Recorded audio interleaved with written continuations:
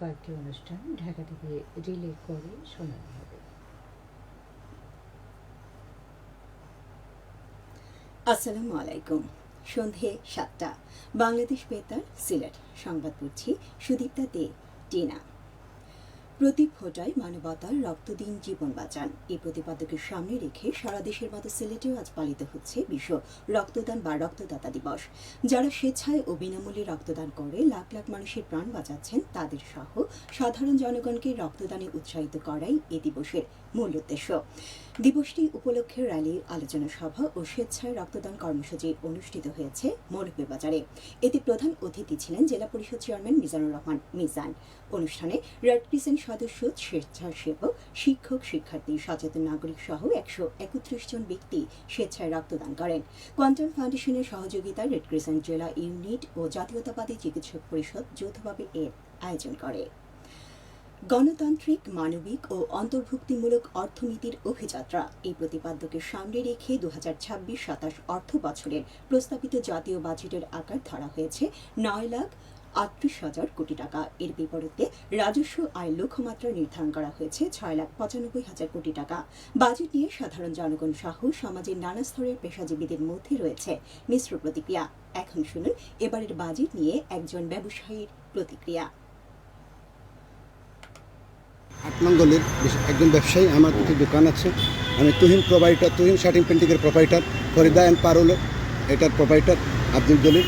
বাজেটের সম্বন্ধে প্রশ্ন করছেন আপনি। বাজেট সম্বন্ধে প্রথম বলতে হয় এই বাজেটটা জনবান্ধব বাজেট। এই বাজেটটা অত্যন্ত প্রশংসনীয় বাজেট, কারণ যে মৌলিক যে 5টা অধিকার আছে আমাদের, এই 5টা অধিকার উপরে তারেক রহমান সাহেব যে ভূমিকা রেখেছেন বাজেট দিয়ে, সেটা প্রশংসার যোগ্য। শিক্ষা, স্বাস্থ্য, বাসস্থান বা মানুষের মৌলিক চাহিদার উপরে যে চিন্তা চেতনা সরকারের, এটা বলতেই হয়। বিশেষ করে যে মাদকের উপরে, মদের, সিগারেটের উপরে যে উনি ট্যাক্স বাড়িতে রয়েছে, সেটা অত্যন্ত প্রশংসনীয়, কারণ এগুলা বিলাসবহুল বিষয়। প্রত্যেকটা বিলাসবহুল জিনিসের উপরে উনি ট্যাক্স বাড়িয়েছেন। এর জন্য এই যে ক্রান্তিকালে দেশের যে দুরবস্থা, এই যে থলাবিহীন ফান্ডের উপরে উনি একটা সরকার গঠন করেছেন, আর এই মতো একটা বিশাল ব্যয়বহুল বাজেট দিয়েছেন, সেটা অত্যন্ত একটা দুরবিশ্বর বিষয়। সেটা উনি অবশ্যই প্রশংসা পান। আর যে আমরা যে অর্থমন্ত্রীর যে অক্লান্ত পরিশ্রমের মাধ্যমে যে আমাদের এই বাজেট তৈরি করেছেন, যে স্বাস্থ্যক্ষেত্রে, শিক্ষাক্ষেত্রে যে উনি ভূমিকা রেখেছেন, এটা অত্যন্ত একটা ভালো কাজ করেছেন। বিশেষ করে মধ্যবিত্ত, নিম্ন মধ্যবিত্ত, গরিব মানুষের কথা চিন্তা চেতনা নিয়েই এই বাজেটটা হয়েছে। এই বাজেটটা গরিবের জন্য যে চিন্তা চেতনা রয়েছে, সেটার প্রমাণ আমরা তো অবশ্যই। যে কোনো একটা বাজেট, এটা রাষ্ট্রের বাজেট, অবশ্যই কঠিন হয়, কিন্তু এই যে তারেক রহমানের যে মন্ত্রী পরিষদ বা এই যে অর্থমন্ত্রী দিয়েছেন, একজন বিচক্ষণ লোক, এটা ওনার জন্য আমার মনে হচ্ছে না তেমন একটা কঠিন হবে, কারণ অতীতে উনি বাণিজ্যমন্ত্রী ছিলেন, বর্তমানে অর্থমন্ত্রী। উনি বিজ্ঞ লোক এবং ওনার একটা চেইন আছে, যে চেইনটা অত্যন্ত দূরদর্শিতার সাথে কাজ করবে আমি মনে করি। 8 নং গলির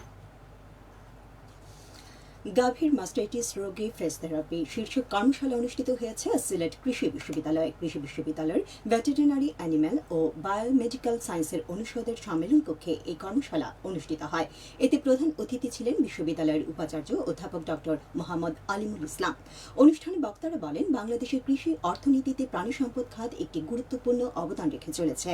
বিশেষ করে দুগ্ধ শিল্প দেশের পুষ্টি, নিরাপত্তা, কর্মসংস্থান সৃষ্টি এবং গ্রামীণ অর্থনীতিকে শক্তিশালী করতে গুরুত্বপূর্ণ ভূমিকা পালন করছে। দিনব্যাপী এই কর্মশালায় শিক্ষক, গবেষক এবং প্যাথোলজি বিভাগের পিএইচডি ও এমএস শিক্ষার্থীবৃন্দ অংশগ্রহণ করেন। সুনামগঞ্জের দিরাইয়ে 2 দিন ব্যাপী নৃত্য কর্মশালা শেষ হয়েছে আজ। শিল্পকলা একাডেমির হলরুমে সমাপনী অনুষ্ঠানে কর্মশালায় অংশগ্রহণকারী অর্ধশতাধিক নৃত্যশিল্পীকে সনদপত্র ও স্মারক প্রদান করা হয়। নৃত্যাঙ্গন একাডেমি এর আয়োজন করে। ঘন কালো মেঘে ঢাকা আকাশে কখনো সূর্যের লুকোচুরি খেলা, কখনো আকাশ ভেঙে নেমে আসা মুষলধারে বর্ষণে টুইনটুম্বর গ্রাম জনপদ, কখনো বিদ্যুৎ ঝিলিকের সঙ্গে মেঘের গর্জন। এই হলো চিরায়ত বাংলার বর্ষা। বনে ফোটা কদম কেয়া আর একটানা বর্ষণের সঙ্গে একাকার হয়ে যাওয়া বিরতিহীনভাবে অস্ফুট কথাগুলো রেশ ধরে বর্ষা এসেছে বাংলার এমনও দিনে, তারে বলা যায় এমনও ঘন ঘোর বরিশায়। আগামীকাল 1 আষাঢ়। পঞ্জিকা বর্ষ অনুযায়ী আষাঢ় শ্রাবণ বর্ষা ঋতু। তবে বিগত কিছুদিন ধরে একটানা দাবদাহে জনজীবনে হাপ বিদ্বেষ অবস্থার মধ্যে সময়ের কিছু আগেই এসেছে বর্ষা। বাংলার বর্ষা তার চিরাচরিত রূপে আবির্ভূত হবে এমন প্রত্যাশা সকলের। এবারে শুনুন কৃষি সংবাদ। কৃষক সমাবেশ অনুষ্ঠিত হয়েছে আজ মৌলভীবাজারের কমলগঞ্জ উপজেলার পতনুষা ইউনিয়ন পরিষদে। সমাবেশে প্রধান অতিথি হিসেবে ভার্চুয়ালি যুক্ত হন গণযোগাযোগ অধিদপ্তরের মহাপরিচালক মোহাম্মদ আব্দুল জলিল। এতে কৃষক, কৃষানি, জনপ্রতিনিধি ও গণ্যমান্য ব্যক্তিবর্গ সহ বিভিন্ন পেশার লোকজন উপস্থিত ছিলেন। জেলা তথ্য অধিদপ্তর এই সমাবেশের আয়োজন করে। সবশেষে আবহাওয়া। রাত 1টা পর্যন্ত পূর্বাভাসে বলা হয়েছে, সিলেট ও পার্শ্ববর্তী এলাকায় পূর্ব দক্ষিণ পূর্ব দিক থেকে অস্থায়ীভাবে ঘন্টায় সর্বোচ্চ 60 কিলোমিটার বেগে ঝোড়ো হাওয়া বয়ে যেতে পারে। সেই সঙ্গে হতে পারে বৃষ্টি অথবা বজ্রসহ বৃষ্টিপাত। এসব এলাকার নদীবন্দরসমূহকে 1 নম্বর সতর্কতা সংকেত দেখিয়ে যেতে বলা হয়েছে। আজ সিলেটে সর্বোচ্চ তাপমাত্রা ছিল 30.8 ডিগ্রি এবং সর্বনিম্ন 22.5 ডিগ্রি সেলসিয়াস। বাতাসের আর্দ্রতা ছিল সকালে 92% এবং সন্ধ্যায় 86%। আগামীকাল সিলেটে সূর্যোদয় হবে 5টা 2 মিনিটে এবং অস্ত যাবে 6টা 43 মিনিটে। সংবাদ শেষ হলো। আমাদের পরবর্তী স্থানীয় সংবাদ প্রচারিত হবে আগামীকাল সকাল 8টা 10 মিনিটে।